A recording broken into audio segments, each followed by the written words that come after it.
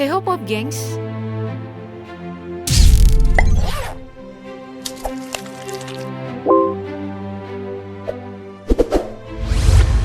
Kalau di suasana kemerdekaan kayak gini, banyak dari orang Indonesia itu yang mulai kilas balik dan bangga banget jadi warga Indonesia.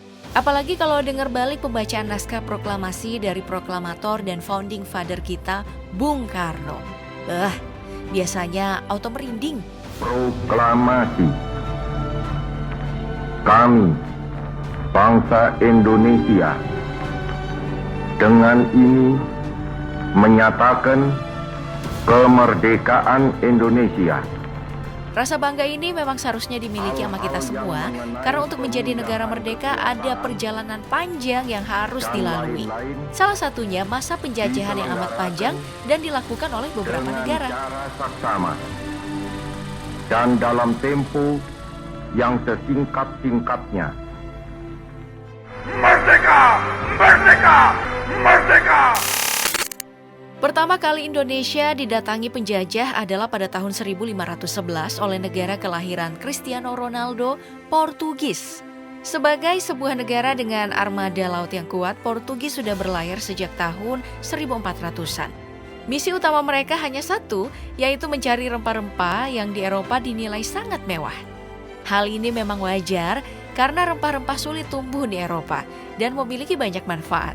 Mulai dari jadi parfum, obat, pengawet, hingga bumbu masakan. Dengan ambisi untuk mendapatkan rempah di seberang samudra, perjalanan Portugis memiliki 3 fase hingga akhirnya mencapai Indonesia. Fase pertama dipimpin oleh Bartolomeus Dias yang menemukan Tanjung Harapan di Afrika Selatan. Fase kedua dipimpin oleh Vasco da Gama yang mencapai Laut India. Lalu fase yang ketiga dipimpin oleh Alfonso de Albuquerque yang kemudian mencapai Indonesia lewat Selat Malaka.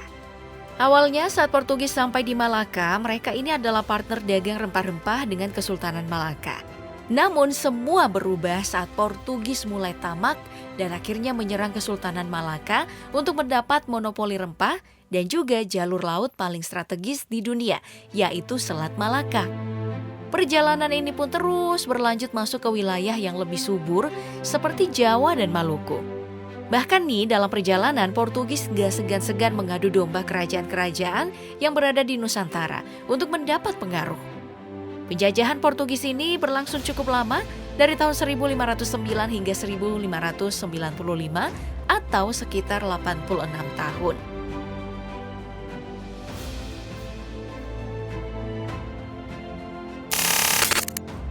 Kedua, ada Spanyol yang tiba di Indonesia pada 8 November 1521. Penjelajah asal Spanyol yang dipimpin oleh Kapten Juan Sebastian Elcano pertama kali mendarat di Maluku yang terkenal kaya akan rempah. Namun sayangnya, penjelajah yang dianggap sukses dari Spanyol ini harus mendapatkan tantangan yang besar. Portugis yang lebih dulu menduduki Maluku tidak menerima kedatangan Spanyol. Menurut para penjelajah Portugis, kehadiran Spanyol melanggar perjanjian Tordesillas yang terbit pada 7 Juni 1494. Perjanjian ini mengatur wilayah pelayaran kedua negara. Spanyol harus berlayar ke barat dan Portugis berlayar ke timur. Perjanjian ini berharap kedua negara tidak akan bertemu. Namun yang namanya juga bumi bulat, keduanya pasti ketemu lagi dan terjadilah di Maluku. Akibat konflik Spanyol dan Portugis, keduanya kemudian memperebutkan daerah ini dengan jalur perang yang tidak langsung alias adu domba. Spanyol ini yang menghasut Kesultanan Tidore dan Portugis menghasut Kesultanan Ternate yang memang udah bermusuhan sejak lama di Maluku. Hasilnya Kesultanan Ternate ini menang setelah mengalahkan saudara senusantaranya tersebut. Akhirnya Spanyol harus mengalah dan angkat kaki dari Nusantara. Makanya kehadiran dari Spanyol cukup singkat, yaitu 8 tahun, mulai dari 1521 hingga 1529. Tapi sisa-sisa peninggalan Spanyol masih bisa dilihat hingga sekarang, seperti Benteng Tahula di Tidore, Maluku Utara.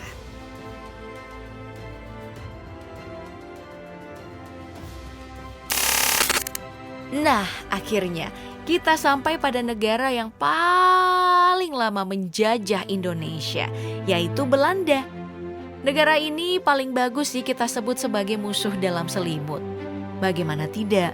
Awal pertama kedatangan Belanda ke Indonesia itu bukan cuma ingin berdagang rempah, tapi juga memberi mimpi kebebasan dari penjajahan Portugis. Hal ini tentu disambut baik dong oleh orang-orang Nusantara. Apalagi Belanda memang memiliki armada perang yang lebih kuat ketimbang negara-negara Eropa lainnya. Kekuatan ini dibuktikan dalam penjelajahan pertama mereka yang dipimpin oleh Cornelis de Houtman pada tahun 1596. Yang berhasil mengusir mundur Portugis ke timur-timur dan Spanyol ke Filipina. Pengusiran Portugis ini tentu ada bayarannya. Houtman menginginkan kebebasan berdagang rempah di Nusantara.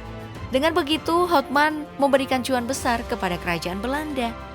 Setelah Houtman, ekspedisi dan pelayaran orang Belanda pun makin ramai memasuki Nusantara.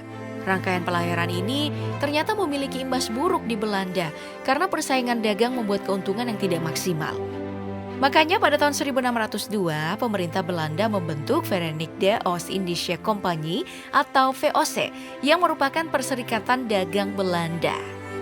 VOC yang katanya serikat dagang inilah yang kemudian malah melakukan beragam hal buruk pada Indonesia.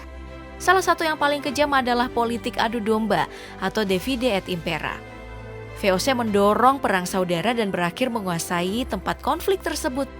Selain itu, hal kejam lainnya juga terjadi seperti tanam paksa atau kultur stelsel.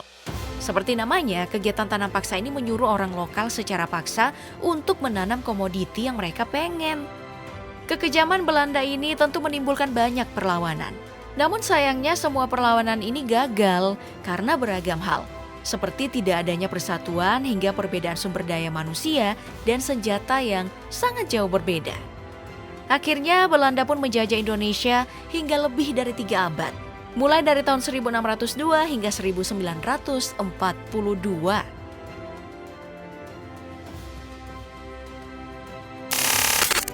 Masuk di tahun 1800-an, sebuah hal besar terjadi untuk Belanda yang sedang menduduki Indonesia.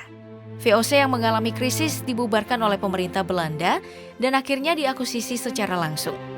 Kebangkrutan VOC ini bukan cuma satu hal buruk yang terjadi di Belanda. Di Eropa, negara mereka juga harus kalah nih dengan Kekaisaran Prancis dan membuat mereka harus tunduk pada kepemimpinan Napoleon Bonaparte di tahun 1806. Pada saat tersebut, Nusantara yang sudah dikenal sebagai Hindia Belanda menjadi koloni proksi dari Prancis. Bahkan untuk mematangkan kukunya di Hindia Belanda, pihak kerajaan Prancis mengirim jenderal mereka Marskal Willem Daendels untuk menjadi gubernur. Tugasnya itu untuk memperkuat Hindia Belanda agar tidak jatuh di Inggris yang sudah mulai masuk ke Asia Tenggara pada waktu tersebut. Sayangnya, kehadiran Marskal Daendels ini ternyata tidak efektif. Kekuasaan Prancis hanya bertahan 5 tahun dari tahun 1806 ke tahun 1811 karena pihak Prancis menyatakan kekalahannya pada Inggris. Nah, saat berhasil menduduki Indonesia, Inggris sebenarnya banyak melakukan perubahan. Thomas Stamford Raffles yang menjabat sebagai Gubernur Jenderal Hindia Inggris adalah perwakilan kerajaan Inggris di Nusantara kala itu. Dia ini menjabat 5 tahun dari tahun 1811 hingga 1816. Dalam masa jabatannya itu, Raffles berusaha menghapuskan monopoli perdagangan dan perbudakan. Ironisnya, Raffles sendiri punya 8 budak di rumah peristirahatannya di Bogor dan mengirim budak ke Banjarmasin. Untuk membuat administrasi di pulau besar seperti Jawa, Raffles bahkan membuat pola baru dengan membagi Jawa menjadi 16 daerah atau lebih dikenal dengan keresidenan. Namun sayangnya pandangan dan strategi Raffles ini dianggap sangat mahal, makanya ia dicopot oleh pemerintah Inggris yang maunya cari cuan aja. Pada tahun 1815, Raffles resmi digantikan oleh John Vandal. Tapi kedudukan Vandal sebagai gubernur jenderal adalah pejabat transisi seiring beralihnya kekuasaan atas Nusantara dari Inggris ke Belanda. Inggris yang kalah dari Belanda kemudian memberikan kembali wilayah kekuasaannya kepada Belanda.